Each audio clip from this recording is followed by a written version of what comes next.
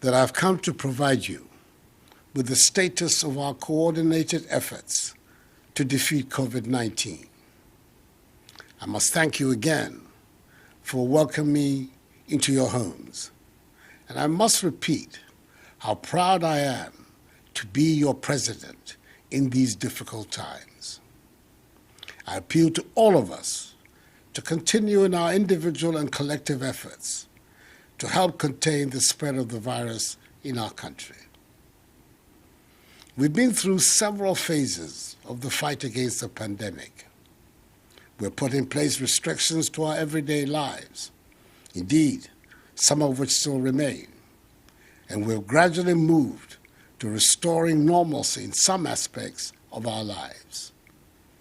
Over the last few weeks, the cap on the number of persons going to church and mosque has been lifted, albeit with strict social distancing. Our final year students in university, senior and junior high schools have returned to school to write their final examinations. And the Electoral Commission has just completed the successful compilation of a voters' register ahead of the conduct of the 2020 general elections in December. On behalf of the people of Ghana, I congratulate warmly the chairperson of the Electoral Commission, Mrs. Jean Mensah, her two deputies, Dr. Eric Asare Bosman and Mr. Samuel Tete, and the entire Commission for the efficient, safe, transparent nature of the registration exercise, where for the first time in our nation's history, Ghanaians were provided with daily updates of the numbers of eligible voters registered, together with specific age, gender, regional breakdowns, and breakdowns of identity documents. All eligible voters were given the unfettered opportunity to register, a process that was fully embraced by the mass of the citizenry.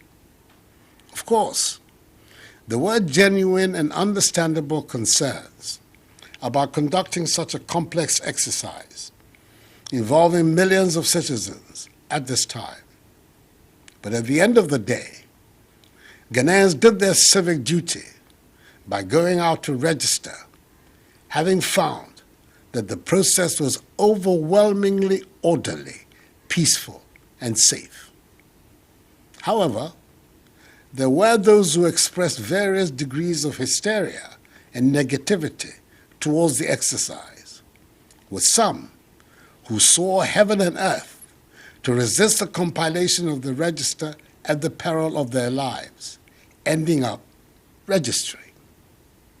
There were also those who offered delicate personal sacrifices in the event of the register, again ending up registering. And there were those who claimed that in the midst of a pandemic, the registration exercise should not be conducted, with some warning of an explosion in our case count and very high numbers of deaths should the exercise go ahead. By the grace of God, the work of the Electoral Commission, and the effective measures put in place by government, these prophecies of doom did not materialize.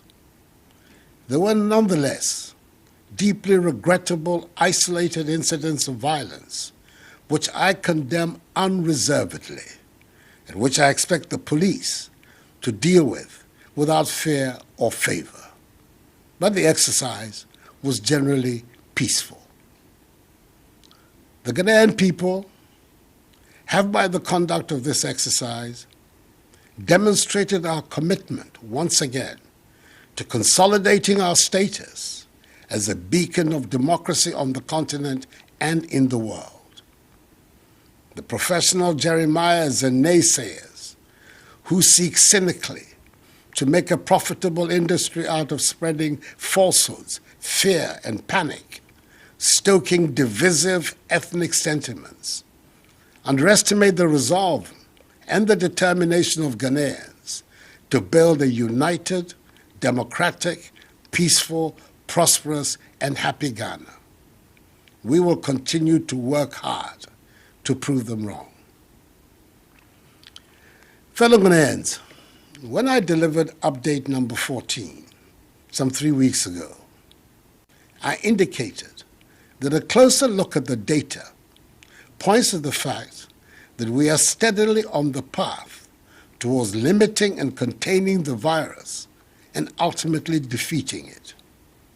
And I requested all of us to pay particular attention to the number of active cases. As of 24th July, the number of active cases, i.e. persons with the virus, stood at 3,307. As of Saturday, 15th August, 3 weeks later, the number of active cases stands at 1,847. This is a clear indication that government policies are working. Currently, there are no recorded COVID-19 cases in the Northeast, Savannah, Upper East, and Upper West regions. And I charge their residents to do everything possible to maintain that situation. Greater Accra, Ashanti, Central, Eastern, and Western continue to be the regions with the highest number of active cases. Thus far, a total of 40,567 persons have recovered from the virus. This means our recovery rate has improved from 89.5% to 95.1% in 3 weeks. Our death rate continues, mercifully, to be low at 0.5%. Happily, there are no backlogs of tests at any of our testing centers, meaning the situational reports are up to date.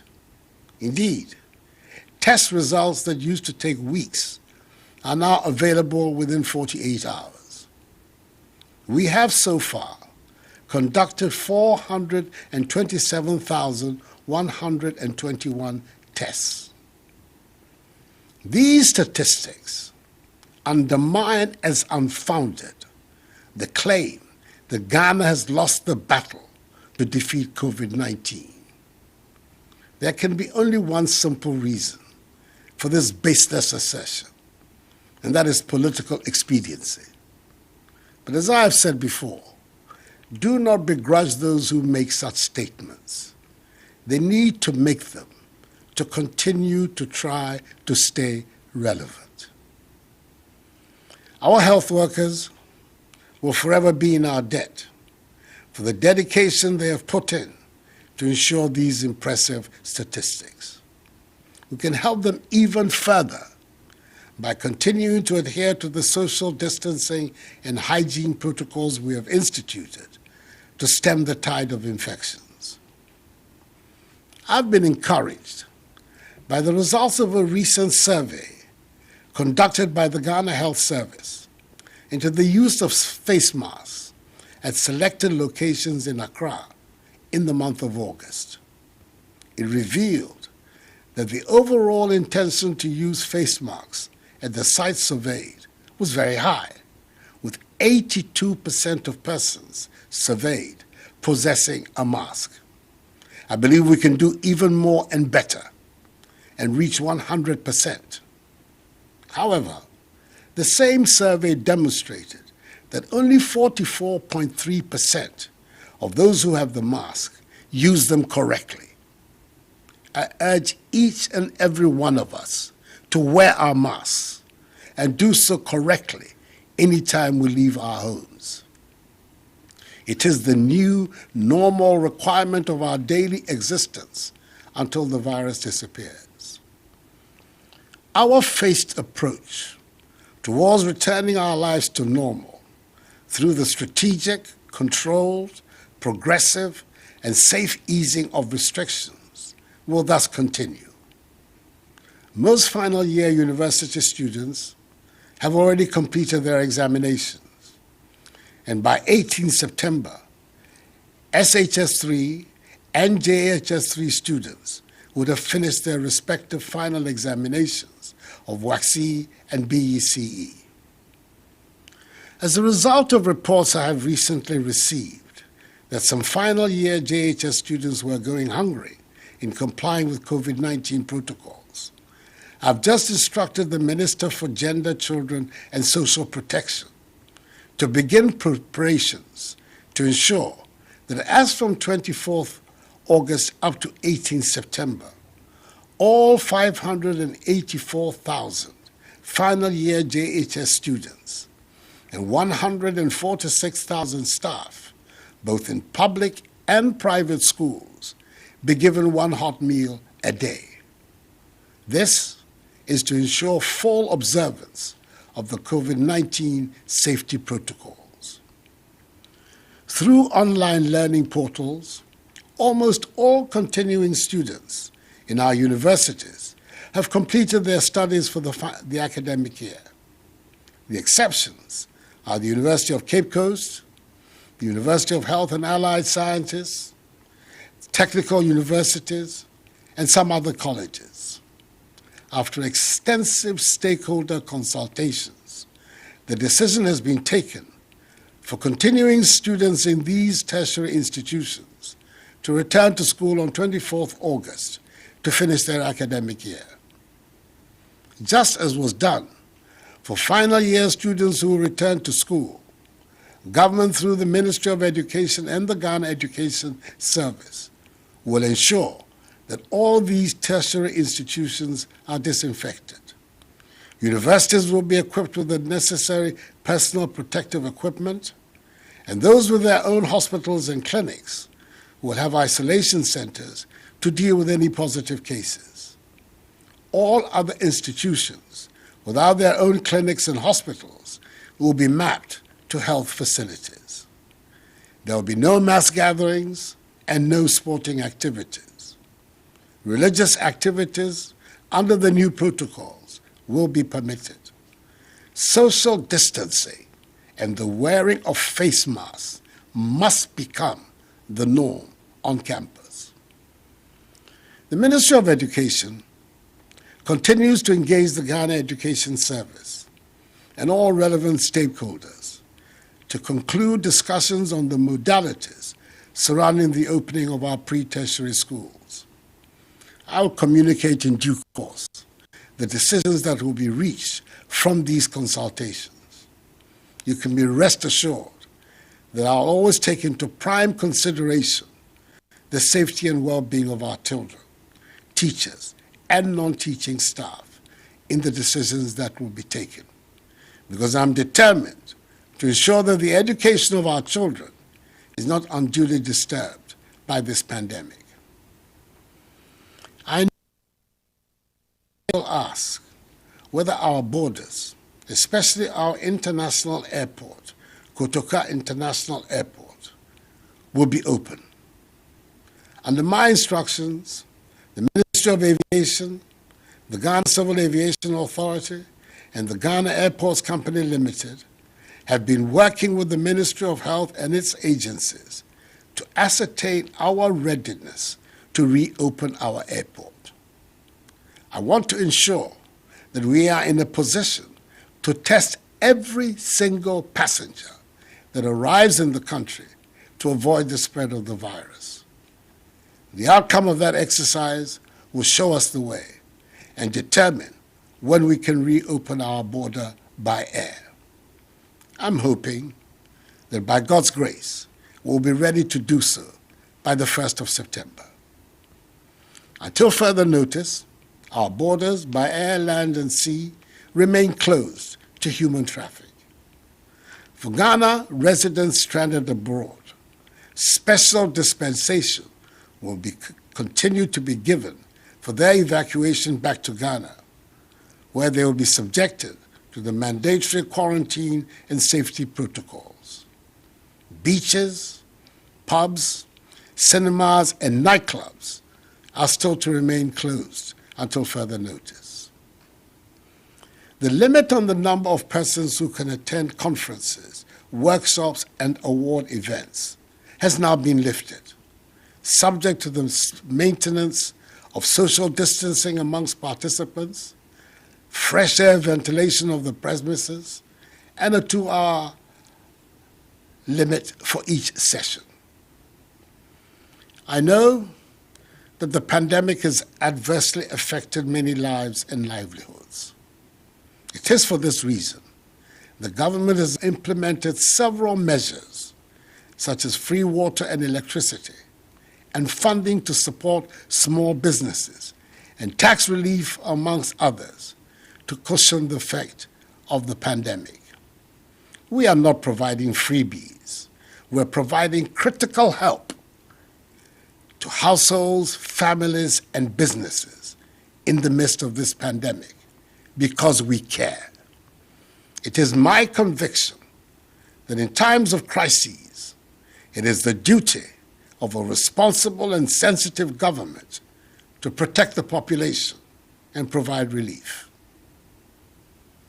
Fellow Ghanaians, let us remember at all times that the phased opening up of our country continues to put an obligation and responsibility on each one of us to remain vigilant and respect the enhanced hygiene, mask wearing, and social distancing protocols that have become part and parcel of our daily routine. They are proving to be effective, so let us employ them wholeheartedly. That is the way we can restore as quickly as possible the blessings of normalcy for which we all yearn. There is no room for complacency. We must be very much on our guard because some countries have experienced spikes after recording major achievements in containing the spread of the virus. We should not go down that road. Social distancing, enhanced hygiene, and wearing of masks are obligatory for each one of us.